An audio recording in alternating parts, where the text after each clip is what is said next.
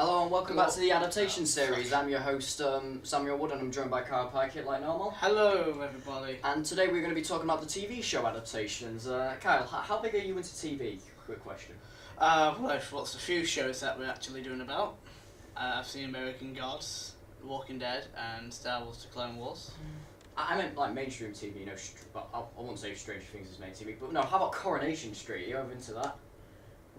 No. Stupid question. No. Why? Why would I be? I don't know. Well, point is we're not. EastEnders. Anyway, the point is we're not the biggest people into mainstream TV. I think we can agree with that. I mean, my history has always been, whatever Dad's into. That's Smallville, bits and bobs like that. But today I think we should start off mainstream as a change. Since this time we're recording, the final season's going on, so I think it's interesting to talk about Game of Thrones. So, Kyle, what's your history of Game of Thrones by any chance? Anything interesting? Well, about 2 years ago, I got to season 2, and got to the end of season 2 and the beginning of season 3. I've not watched any more since then. I have to start it all the way from the beginning because of that. Right. So I've not caught up. Well, you're familiar enough with the franchise, aren't you? Yeah. The thing that I find interesting about Game of Thrones, and the reason we're talking about it today, is because, like most adaptations, it is from a novelisation.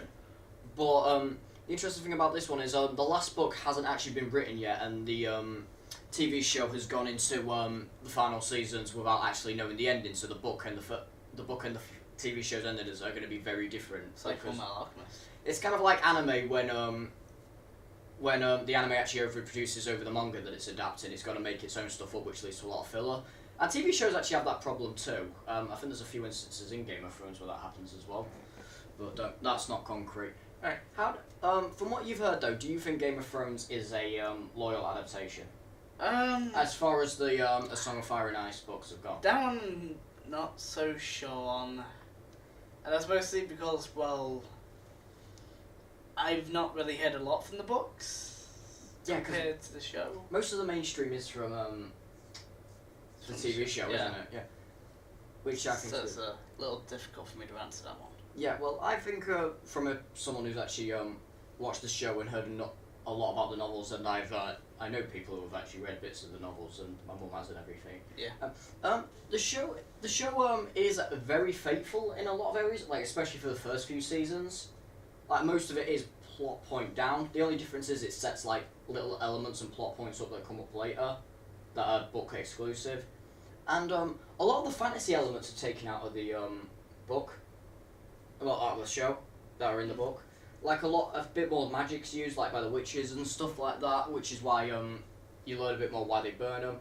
A lot of the ages have been boosted up in the TV show for legal reasons. Yeah. Because Daenerys is about 14 in the book when all that happens. So you can see why for legal reasons they had to change that. Yeah, I can see that. I think the one they left out, which had a lot of potential, was a lot of the creatures, the walkers we're going to have. I call them walkers, but you know. White Walkers. They're the White Walkers. It's been a while, alright? Yeah. I'm coming home. I'm talking about walkers because I'm ready for the Walking Dead already. Oh, God, are you already ready for that? Yeah, I am actually. Right, but no. The White Walkers have a lot more mythological creatures. Like, they've got like giant ice spiders and everything in the book that they ride across on, which I think is really cool.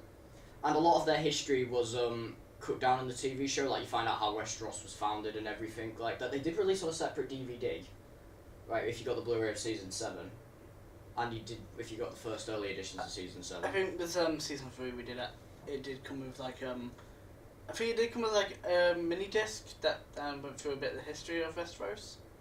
Yeah, but Season 7 they made a full production on how it got that way and how it got to where they are now, like, you know, the Age of Dragons and stuff like that. That's impressive. But no, what I find interesting about Game of Thrones is it does include all this, it's just really shaved down, but it gets it in there, and everything that isn't, they've expanded into, like, you know, external knowledge. You know, like, but as well, some of the locations are left out and everything, but overall, from what I've described, do you think Game of Thrones is a loyal adaptation? I think from what I've heard it's like half and half. Yeah, I can see where you're coming from there. But as well, I think the ending is going to completely diverse fans from the book, from the novels to the TV shows, because it depends on how that ends. That is going to, like, I think that's going to split the fandom in half, personally, when that happens. Because it kind of does. I mean, look what happened with the original Full Metal Alchemist, as an example. Yeah.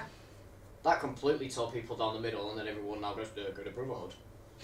I think Game of Thrones could have a similar thing. Or give it 10 years, I bet you they'll do a redone season 7 and 8. I'm calling it now if he ever finishes the book. I don't know how to feel about that. I think it'll be interesting. Okay, now I think I've rambled on enough. I think I'm probably going to watch Game of Thrones before I get home now. Yeah, you probably should. It's good show. Like, definitely cry first and then... Okay, right. But since instead of hearing my beautiful voice for a while, I think I've rambled on enough. I think it's your turn I have a beautiful voice. I think it's your turn to dive into a TV show, one that I'm not too familiar with, but have a decent amount of knowledge on. Mainly the fact that it's Neo Gaming. Yeah. Okay. The hit show at the minute, American Gods. We are primarily talking about season 1 though at the minute. Yeah, aren't we? I've not seen season 2. I haven't seen all of season 1 yet, but from what I have seen, the ending of season 1, it completely diverges from the book. So I think the main point of reason for me doing this is the first part of season 1. Alright, right, would you say that's a very loyal adaptation, the first half of it? Yes, I would actually say it is. A few reasons. Episode 1 of Game of Thrones is pretty much word by word. Game of Thrones. American Gods, sorry. Sorry. Yeah, wrote Game of Thrones. Oh my god. Holy Okay, crap. go on. Episode 1 of American Gods. No, they say Game of Thrones again. Yeah. It's pretty much word by word, scene by scene, with only just a little bit more different from the first few chapters of the book. A few spoilers here. Just say spoilers. Spoilers. Shadow's wife dies exactly in the same way as in the book, and the same everything that really happened in the first few chapters, including the funeral. And the show actually had nearly a forced sex scene that the book didn't have. Whoa. Yeah. I was taken surprise by that. It was weird though. You could obviously tell it was not from the book because it was written differently. Like I said, I think that's a lot what happens with the end of season 1. Like, I still enjoy it, but you can tell when Gaiman's style starts to fall out of it. Like, they did change. Would you agree with that claim? Yeah. They changed the technological boy. In the book, he's described as more of a fat millennial, pretty much. Even though his book was written, I think it was written in the 90s. Right. But he's described as a really fat kid, while in the show he's quite slim. And he is quite handsome. And I think this was mainly because, well, it's adapting it into the modern world of then, back in the 90s. Yeah, I always find that fascinating to watch, to see how modern technology ruins everything. I do think American Gods does handle that really well when it comes to adapting the 90s feel of the book into the modern era. Yeah. Like I said, I mean, God does a lot more technological focus in the TV show, you can tell that. What? You just said God. Gods. Oh, for God's sake. Gods. Anyway, right. Episode 2 diverges from it a little bit. I mean, an episode that shows media. Well, there's a scene that shows media, which is set in a superstore, superstore. Whilst in the book, the scene is set in a hotel room, which is a lot more weird, but it kind of makes sense with like loads of different TVs and a large section of the superstore, so it kind of makes sense in that regard. And the whole scene with Cinnabog is pretty much just word by word from the book, which I love to bits. So, because it's a goddamn amazing scene. Goddamn amazing scene. Yeah. It's How do you think, like, out of all the knowledge of the gods that you actually have, do you think it adapts them well? Like, the actual religious mythosis of them, from the ones that you know, of the old gods, because the new gods. Yeah, I think so. Like I said, because would you? I know you're not exactly fluent in a lot of religions, but like, would you say like Jesus when he gets shot to death? I think that's really good. And that's a good representation. And the way he dies is a lot like how he is crucified, because it's like he has bullets like stuck in his hands and his head, and like a piece of tumbleweed goes over the head and the thorns. Yeah, but I think all the gods that were shown as well, their personalities are quite accurate to what they should be. So overall, I do think they adapted them well. Like, I didn't see much with Chernobog, but like I think that's how you say his name. I don't remember. I think so. Yeah, That's how you say it's it. spelled that way. I'm saying it that way. Anyway. Yeah. And right, because he's meant to be pure evil and everything and all. So the god of darkness. yeah, he is. Well, Slavic god of darkness. Yeah. So. So. And his personality kind of suits that as well. Yeah, like it's. And he's in the book he is shown as a very ritualistic man. Yeah. Which hasn't been shown in the TV show yet because it's like page 600 of the book. It is really far into the book, so. But overall, do you think American Gods is going in a good direction, diverting from the book? Well, from what I've seen from the trailers and a lot of what I've seen for season 2, I think for season 2 they're going to start off like going by the books, and then diverting again. Yeah, that's what I think because. So, if they decided, I think that the first season of American Gods would have been the whole book. So yeah. I understand why they're actually doing the way they are. Right, but overall, good adaptation? I say good adaptation. But even when it diverts into its own thing, would you Yeah. still say it's got the right tone to it? I think it's still got the right Even tone though to I it. think there's a slight shift, and you can tell when that shift happens. The Gerald scene. Yeah. But I will say this: I am looking forward to season 2. I'll say. And let's hope the Good Omen gets the same treatment, because that looks really good. I need to get through reading that. It's really good. Well, it's Terry Pratchett and Neil Gaiman, two nutters. So. Okay, moving on. We're going back to popular TV again, Kyle. But this, was popular TV. It's doing pretty well still. It's still doing pretty well, but I think it's definitely lost viewership. Yeah, but it was doing well in the ratings for long enough, and I think it has made its impact in TV history. The Walking Dead. Yes, The Walking Dead. More interestingly, because it was adapted from a comic book. Yeah. Which I find really fascinating. And I really enjoy the comic. I love the comic book. It's really good. But how do you think The Walking Dead has been adapted? It's half and half, actually. Again, you find this a lot with TV shows, don't you? There's never just a clear line down the... It's normally just a clear line down the middle, isn't it? Yeah, there are scenes that are taken directly from the comic, such as Rick pretty much just biting the fucking... Pardon language. I'll censor that out. Yeah. Just biting the neck out of just a redneck, which is done different in the show, but it is pretty much the same scene. And then we got Negan's brutality on Glenn, which is directly taken from the comic books. Yeah, that was... Yeah, but it took so long to get there and added so much fluff and filler there. Yeah. I'll get to that in a minute. And then the rest of the season was just... No. I think the big problem with the Walking Dead TV show is it feels like it's padded out a lot. Like yes. the first season, first season, I think pads out a little bit, but I think overall it works for the narrative and the structure it's trying to tell. But season 2, Because season 2, or the farm season, as it was nicknamed for so many years, if anyone even talks about season 2 anymore. I don't think it was. It was basically an entire season of the main cast stuck on a farm with some terrible love triangle going on, and the mystery of was it Sophia? Was that her name? Yeah, Sophia. Yeah, Sophia going missing. While in the comic book, the love triangle aspect was already kind of shot dead. Yeah. In the first first volume, yeah, in the first volume of the comic book, Shane was killed. One of the main characters at that point. Yeah. Yeah, who was. But they kept him on board for a love triangle plot that really did not pay off. Yeah. And in the comic book, this farm thing that takes 10 episodes, is done in about 6 chapters. I think even less, maybe. Yeah, because basically the whole point of the farm is to introduce Herschel and his family.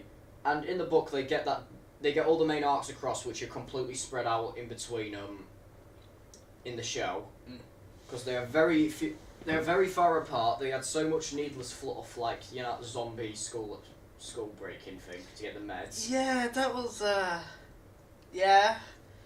Even though Herschel's a veterinarian, I'm pretty sure he actually has got meds. Yeah, but basically, it's for filler, isn't it? Yeah. But I think this filler and these writing changes really hit their peak at season 3 and 4. Because that's when it really starts to divert for me. Would you agree with that claim? Kind of. Right, where do you think it diverts the most? I'm curious out of that. I think it diverts the most at the beginning of season 4.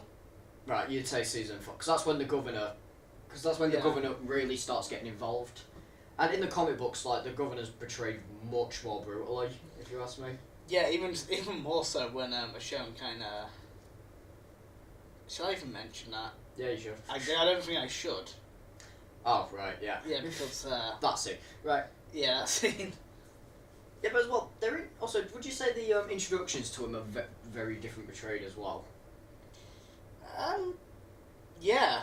I would say they are. Well, because I think the comic book portrays him superior because he's more cold-hearted and everything. And, like, he's a maniac in the comic. Like, I genuinely think, well, in the show, like, they try giving him, like, this redeemable arc. Because, like, they try and justify him.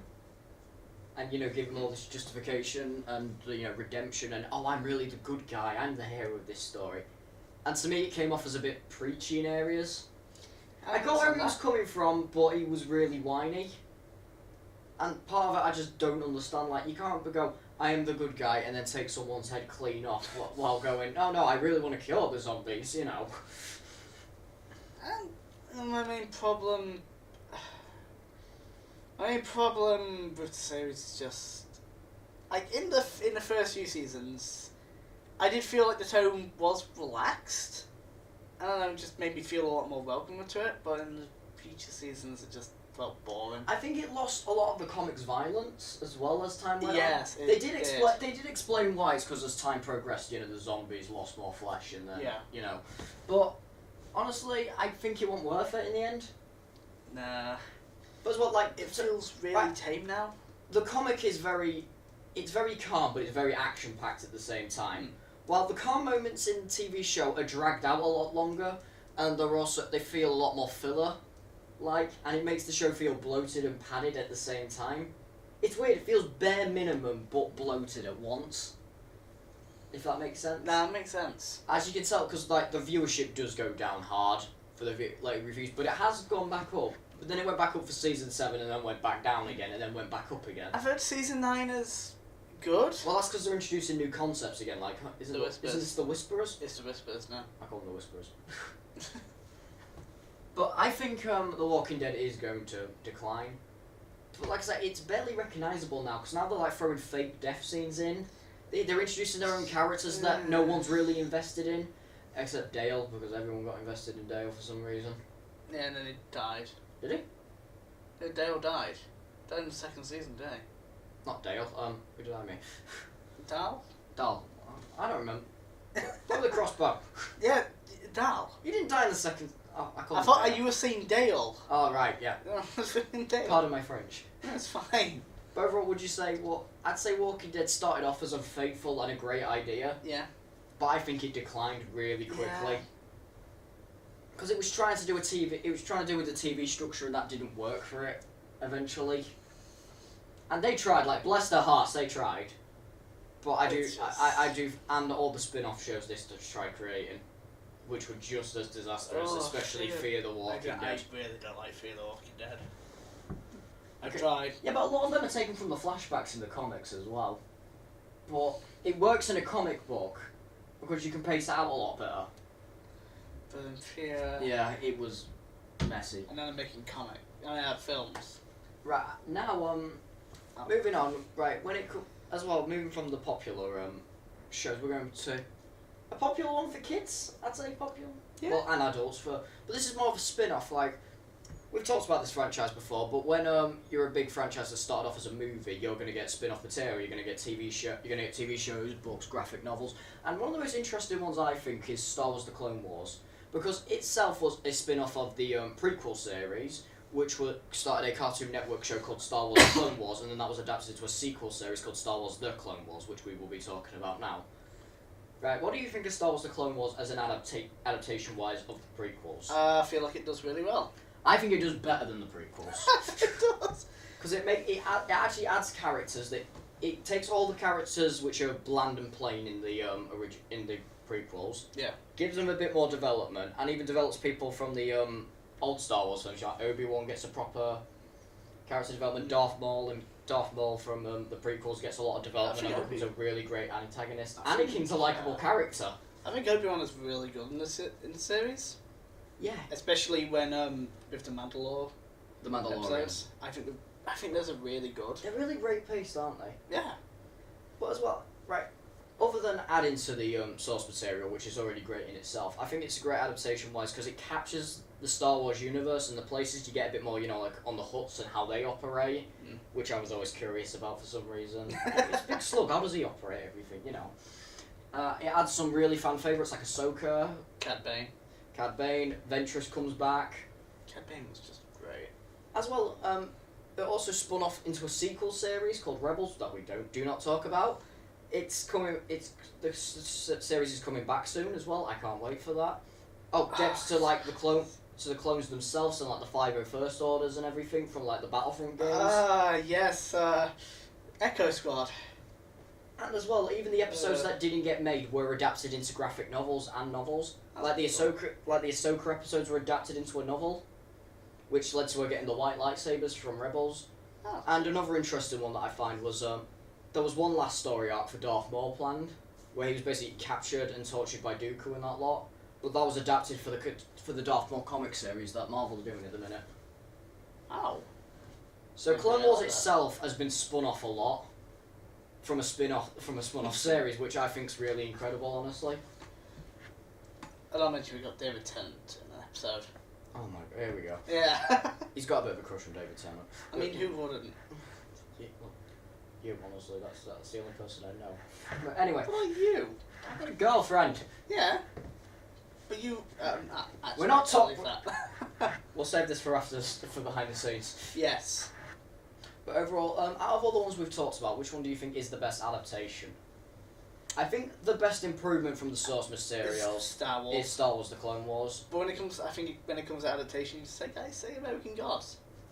Really, even though with later half, I do think the first part. Could you argue Game of Thrones? But at the same time, you could argue that's less because it has more that's loyal, but at the same time, it's got so much in the book that spins off. Mm. So you could go with, and even then, it's not fair because Game of Thrones isn't exactly finished yet. So yes, that was true. Steady as a Walking Dead. So, but I think that'll be it for this video. Thank you so much for watching. Thank you. Until the next time.